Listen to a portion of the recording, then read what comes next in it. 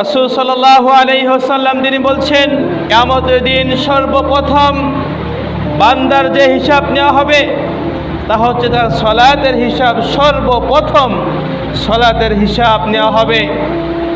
যে ব্যক্তির সালাতের হিসাব ঠিক হয়ে যাবে, এরপরে দেখা হবে তার অন্য অন্য ইবাদত। তার মানে নবী বলেছেন, কিয়ামতের দিন বান্দার আমলগুলোর মধ্যে সর্বপ্রথম আল্লাহ পাক যে বিষয়ে হিসাব নেবে তা হচ্ছে সালাত।